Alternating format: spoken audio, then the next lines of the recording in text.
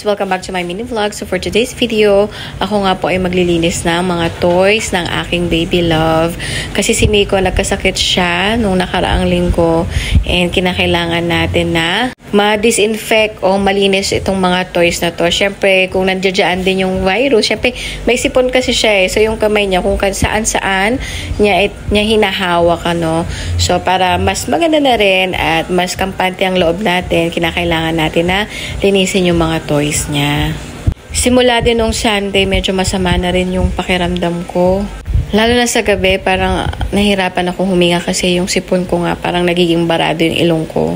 So, habang nililinis ko tong mga toys niya, tinitignan ko na rin mabuti kung ano ba yung mga pwede nang itapon or pwede nang ipamigay. So, itong laruan ni Miko, halo-halo yan. Meron dyan sandok, meron dyan yung ginagamit kong parang poswelo o mangkok. Noong nagsisimula pa lang siyang kumain ng solid. Meron pa siya dyan yung plato. So, itong mga toys ni Miko, piling-pili lang dyan yung nabili ko. Siguro mga isa or dalawa pa lang dyan. Yun yung parang ring na iba-ibang kulay. Tapos ilalagay mo sila magkakasunod-sunod. The rest niya, regalo na sa kanya, bigay ng ate at saka kuya niya, mga pinsan niya. Importante talaga na nililinisan natin yung mga toys ng mga bata or lahat ng mga gamit na ginagamit niya kasi baka kapag nakatenga lang dyan or kapag parang hinahayaan lang natin dyan namumuo yung mga bacteria o mga viruses.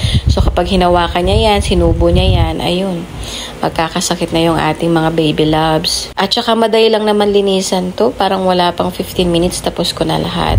So yung turotot na yun at saka yung stick na yun galing yun sa balloon na pinuntahan namin nung birthday last time. Pinagpuputol niya. Tapos yung turotot naman, ayun, basag na kaya kailangan na rin siyang itapon. So itong mga books na ito, ay nako, hindi lang niya lang namin binabase yan. Hinangat-ngat niya pa, ay nako po. Sa ganito edad kasi ni baby, curious siya, no? So, kung ano yung mga nakikita niya, nilalagay niya sa bibig niya or parang nilalaro niya, binabato niya. Kaya kailangan talaga yung mga mata natin ay hindi nawawaglit sa ating mga paslit. So, habang nagvi-video ako, pinakailaman na ng anak ko yung aking tripod. So, yung mga laruan naman niya na tela, kailangan niyang labhan. Kaya ilalagay ko na siya sa washing machine para yan din yung isasama ko sa labahan bukas. So, yun lamang po for today's video. Ingat po kayo lagi.